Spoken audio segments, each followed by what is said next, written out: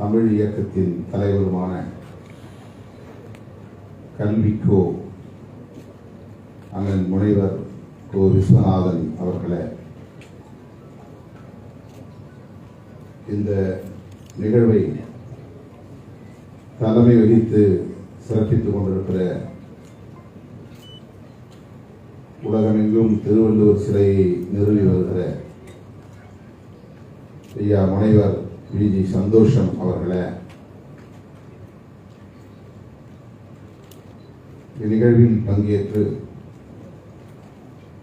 நம்முடைய விழா நாயகரை வாழ்த்துவதற்காக காத்திருக்கும் முனைவர் ஐயா நல்லி குப்புசாமி அவர்களே, முனைவர் கனகராஜ் அவர்களே, முனைவர் வி. முத்து அவர்களே, முனைவர் மாதவ சின்ராஸ் அவர்களே,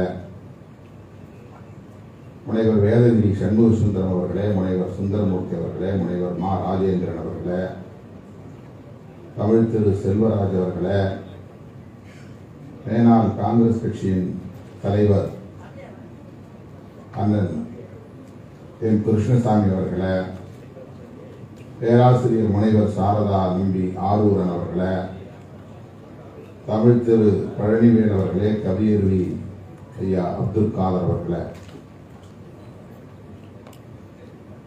வேந்தர் அவர்களை வாழ்த்துவதற்காக காத்திருக்கும் சிறப்பு அழைப்பாளர்கள் தமிழ் திரு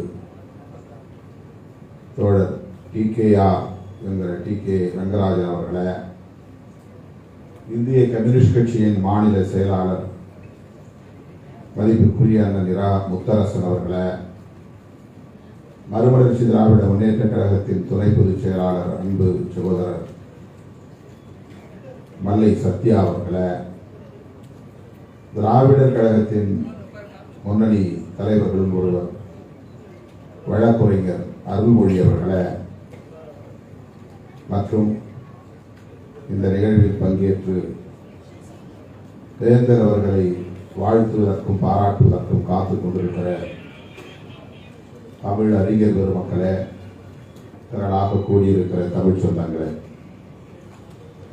உங்கள் அனைவருக்கும் என்னுடைய பணிவார்ந்த வணக்கத்தை தெரிவித்துக் கொள்கிறேன்.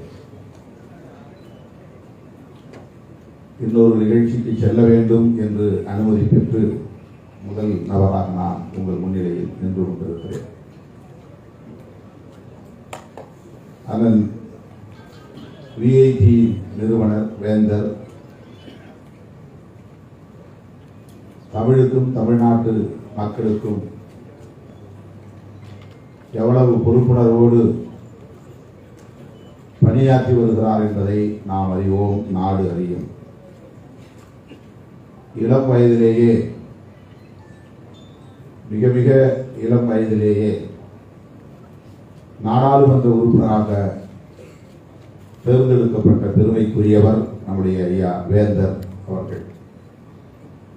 பேரறிஞர் அண்ணாவின் பேரன்புக்கு பாத்திரமானவர். அவரால் அடையாளம் காணப்பட்ட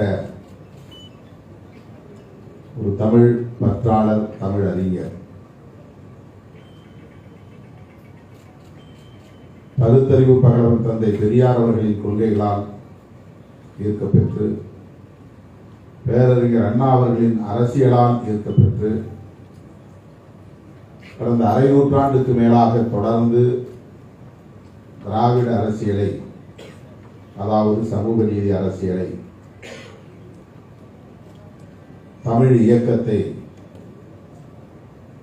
உறுதியாக களத்திலே நின்று போராடி பாதுகாத்து வருபவர்.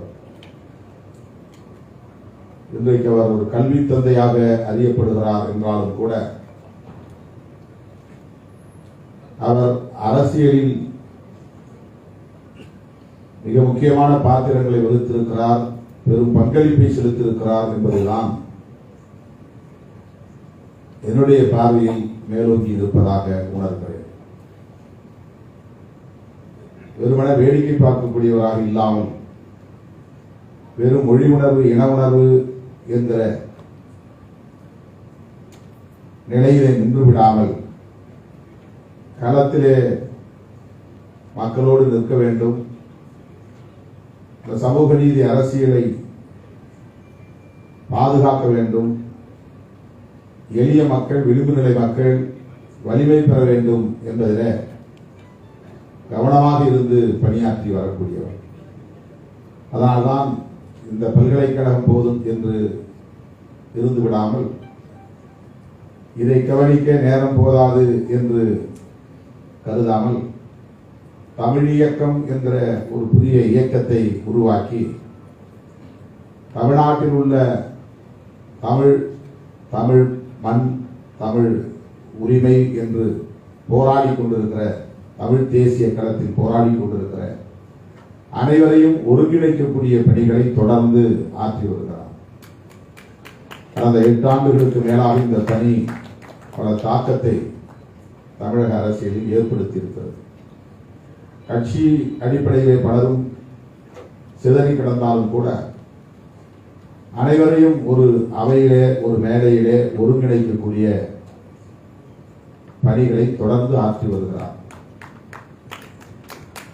அவர் அரசியலில் எந்த அளவுக்கு ஈடுபாடு உள்ளவராக இருக்கிறார், பொறுப்புணர்வு உள்ளவராக இருக்கிறார், தொலைநோக்கு பார்வை உள்ளவராக இருக்கிறார். பெரியார் கருத்து இந்த மண்ணிலே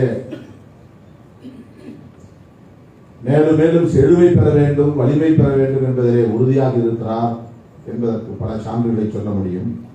அதிலே ஒன்றை சொல்லி நான் நிறைவு செய்ய விரும்புகிறேன். 2016 நாங்கள் இடதுசாரிகள், மதிமுக, விடுதலை சிறுத்தைகள் 4 கட்சிகளும் ஒன்று சேர்ந்து மக்கள் நல கூட்டணி என்ற ஒரு அரசியல் அணியை உருவாக்கினோம்.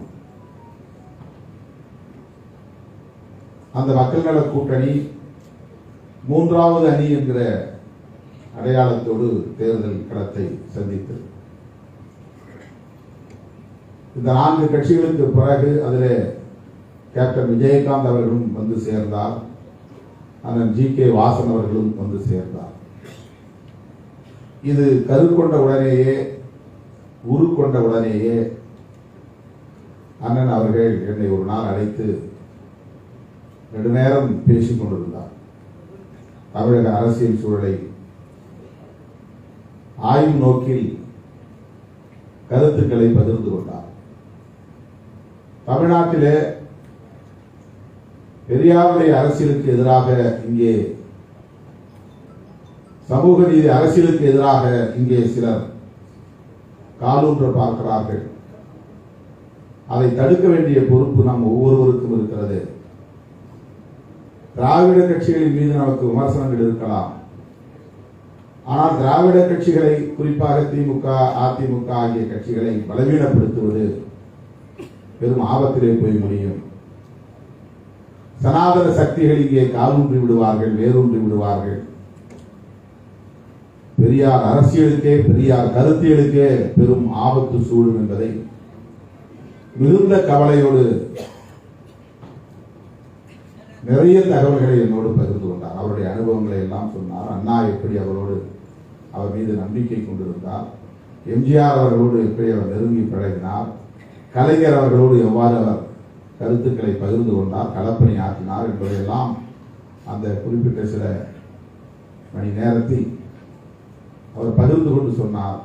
மக்கள் நல கூட்டணி உங்களுடைய தனித்துவத்தை வெளிப்படுத்துவதற்காக இருக்கலாம், ஆனால் மறுபரிசீலனை செய்யுங்கள், வாக்குகள் சிதறிவிடக்கூடாது.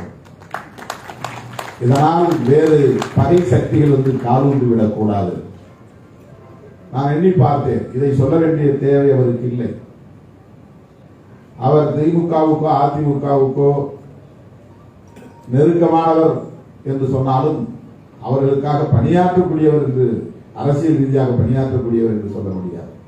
எல்லோரும் தெரியும், எல்லா தலைவர்களும் அவருக்கு நெருக்கம்தான். ஆனால் அப்படிப்பட்ட அந்த புரிதலில் இருந்து அவர் சொல்லவில்லை. அவருடைய கவலை என்னவாக இருந்தது என்றால், தமிழ் மண்ணில் தழைத்துக் கொண்டிருக்கிற சமூக நீதி அரசியலுக்கு பெரும் தீங்கு நேர்ந்துவிடும் என்கிற கவலையாக இருந்தது. சனாதன சக்திகள் இங்கே வலிமை பெற்று விடுவார்களோ என்கிற கவலை. 2016 மக்கள் நல கூட்டணி உருவான காலத்தில் நான் சொன்னேன், நாங்கள் வெகு தூரம் போய்விட்டோம், ஒரு வடிவம் பெற்றுவிட்டது. இனிமேல் அதிலிருந்து எப்படி வெளியேற முடியும் அல்லது எப்படி அதை நாம் கலைக்க முடியும், சிதறடிக்க முடியும். ஆனால் நீங்கள் சொன்னதை நான் மனதிலே நிறுத்திக் கொள்கிறேன் என்று சொல்லிவிட்டு விடைபெற்றேன். பல முறை நான் அதை பற்றி பலரிடத்திலே பகிர்ந்திருக்கிறேன். அண்ணன் அவர்களிடத்திலே பேசும்போது இப்படி சொன்னார். நாங்கள் அதற்கு பிறகுதான் அண்ணன் முத்தரசன் அவர்களும் இங்கே இருக்கிறார், மல்லை சத்யா அவர்களும் மதிமுக தலைவர் இங்கே இருக்கிறார். அதன் பிறகு காவிரி நீர் பிரச்சனைக்காக ஒன்று கூடி போராட வேண்டும் என்று இன்றைய தமிழக முதல்வர், அன்றைய எதிர்க்கட்சி தலைவர் அண்ணன் ஸ்டாலின் அவர்கள் அழைத்த போது நாங்கள் எந்த ஆச்சரியமும் இல்லாமல் உடனே அவரோடு கைகோர்த்தோம். இன்றைக்கு தொடர்ந்து நாங்கள் உறுதியாக இந்த களத்தில் அவரோடு இருக்கிறோம். பல தேர்தல்களை சந்தித்திருக்கிறோம். தொடர்ந்து வெற்றியையும் இந்த அணிக்கு மக்கள் தந்து கொண்டிருக்கிறார்கள். ஆக அவருடைய அரசியல் என்பது பெரியார் அரசியலில் இருந்து தொடங்குகிறது, பேரறிஞர் அண்ணா வழியில் தொடங்கி பயணிக்கிறது. அதற்கு எந்த ஆபத்து நேர்ந்துவிடக் கூடாது என்கிற அந்த கவலையில் தான் தமிழ் இயக்கம் என்பதை உருவாக்கி மாநில உரிமைகள் பறிபோய்விடக்கூடாது, மாநில சுயாட்சி பாதுகாக்கப்பட வேண்டும், தமிழ் தேசிய அரசியல் எழுச்சி பெற வேண்டும், அது வலிமை பெற வேண்டும், ஒட்டுமொத்த இந்திய தேசம் பாதிக்கப்பட்டாலும் கூட தமிழ்நாடு பாதிக்கப்படாத அளவுக்கு நாம் பொறுப்புணர்வோடு நடந்து கொள்ள வேண்டும் என்கிற அந்த புரிதல், அந்த தெளிவு, அந்த பொறுப்புணர்வு அண்ணன் அவர்களிடத்திலே மேலோங்கி இருப்பதை நான் பார்க்கிறேன். கல்வியை ஒரு வணிகமாக கருதாமல் கல்வியின் மூலம் தமிழக மக்களை மேம்படுத்த முடியும். அதன் மூலம் மெல்ல மெல்ல இந்த சாதிய அரசியலில் இருந்து அல்லது புறையோடி கிடக்கும் இந்த சாதிய கொடுமைகளில் இருந்து மக்களை மீட்க முடியும் என்ற அந்த புரிதல், உயர்கல்வியில் சாதனை படைத்திருக்கிறார் என்பதை பாராட்டித்தான் இந்த அமெரிக்க நியூயார்க் பல்கலைக்கழகம், மாநில பல்கலைக்கழகம் அவருக்கு மதிப்புறு முனைவர் ஆனரரி டாக்டரேட், கௌரவ டாக்டர் பட்டத்தை வழங்கியிருக்கிறது. இந்தியாவிலேயே தமிழ்நாடு உயர்கல்வியில் சிறந்து விளங்குகிறது. தேசிய சராசரி 27% தான். வளர்ந்த மாநிலம் என்று சொல்லிக் கொள்ளக்கூடிய அல்லது பெரிய மாநிலம் என்று சொல்லிக் கொள்ளக்கூடிய உத்தரப்பிரதேசம், மகாராஷ்டிரம், மத்திய பிரதேசம், குஜராத் போன்ற மாநிலங்கள் எல்லாம் தேசிய சராசரிக்கு கீழே இருக்கிறது, 27%க்கு கீழே இருக்கிறது. ஆனால் தமிழ்நாடு தேசிய சராசரியை தாண்டி 49 விழுக்காடு உயர்கல்வியிலே நாம் சிறந்து விளங்குகிறோம். இதை ஒரு அரசு மட்டுமே செய்து முடிக்க முடியாது. விஐடி போன்ற தனியார் பல்கலைக்கழகங்களும் சேர்ந்து இந்த சாதனையை படைத்திருக்கிறது என்பதுதான் நாம் ஒப்புக்கொள்ள வேண்டிய உண்மை. ஆகவே இன்றைக்கு உலக நாடுகளில் இருந்து, பல்வேறு நாடுகளில் இருந்து தமிழ்நாட்டுக்கு படிக்க வருகிறார்கள். ஒரு காலத்திலே எல்லோரும் வெளிநாட்டுக்கு போய் படிக்க வேண்டும் என்ற மோகத்தில் இருந்த நிலை மாறி இன்றைக்கு தமிழ்நாட்டுக்கு வர வேண்டும், அதுவும் விஐடி பல்கலைக்கழகத்திலே படிக்க வேண்டும் என்று ஆசைப்படக்கூடிய அளவுக்கு கல்வி தரத்தை உலக தரத்திற்கு உயர்த்தி இருக்கிறார் அண்ணன் நம்முடைய கல்விக்கோ அவர்கள். அதனால்தான் அவருக்கு இந்த சிறப்பு பட்டம், மதிப்புறு முனைவர் பட்டம். இதுபோல பல பட்டங்களுக்கு தகுதியானவர். தமிழ்நாட்டில் அவரை நாம் இது போன்ற பட்டங்களை தந்து பாராட்டி இருக்க வேண்டும். ஆனால் அவருக்கு அமெரிக்காவிலே இந்த சிறப்பை செய்திருக்கிறார்கள். அமெரிக்க அறிஞர்களுக்கு தெரிகிறது அண்ணன் விஐடி வேந்தர் விஸ்வநாதன் அவர்களின் அருமை, அவருடைய சாதனை. இந்த மதிப்புறு முனைவர் பட்டத்தை வழங்கிய நியூயார்க் மாநில பல்கலைக்கழகத்திற்கு தமிழ் மக்களின் சார்பில் நெஞ்சார்ந்த நன்றியை நாம் உரித்தாக்குகிறோம். அண்ணன் அவர்கள் கல்வித்தளத்தில் ஆற்றி வருகிற பணிகள் பாராட்டுக்குரியவை, போற்றுதலுக்குரியவை என்றாலும் தமிழுக்காகவும் தமிழ் மக்களுக்காகவும் தமிழ் நாட்டுக்காகவும் அவர் ஆற்றி வருகிற பணிகள் இன்னும் சிறப்புக்குரியது. அது மென்மேலும் தொடர வேண்டும்.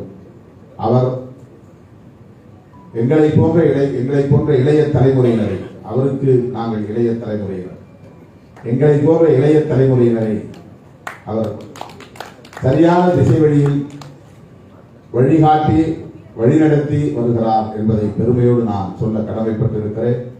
விடுதலை சிறுத்தைகள் கட்சி தமிழ் தேசிய அரசியலில் மிகுந்த ஈடுபாடுள்ள ஒரு இயக்கம் என்பதால் தமிழ் இயக்கம் தொடங்குகிற போதே அந்த நிகழ்வில் என்னையும் அழைத்து சிறப்பு செய்தவர் அண்ணன் விஸ்வநாதன் அவர்கள். அதற்காக நான் இந்த நேரத்தில் நன்றி சொல்ல கடமைப்பட்டிருக்கிறேன். இப்படி ஒரு இயக்கத்தை தொடங்கப் போகிறேன், அந்த விழாவிலே நீயும் கலந்து கொள்ள வேண்டும் என்று என்னை அழைத்து சிறப்பு செய்தவர் என்பதை நன்றி உணர்வோடு இங்கே பதிவு செய்து, அவர் முன்னெடுக்கக்கூடிய அனைத்து முயற்சிகளுக்கும் விடுதலை சிறுத்தைகள் கட்சி உற்ற துணையாக இருக்கும் என்பதை சொல்லி, அவரை லட்சோபலட்சக்கணக்கான விடுதலை சிறுத்தைகளின் சார்பில் நெஞ்சார பாராட்டி வாழ்த்தி இந்த வாய்ப்புக்கு நன்றி கூறி முடிக்கிறேன். நன்றி, வணக்கம்.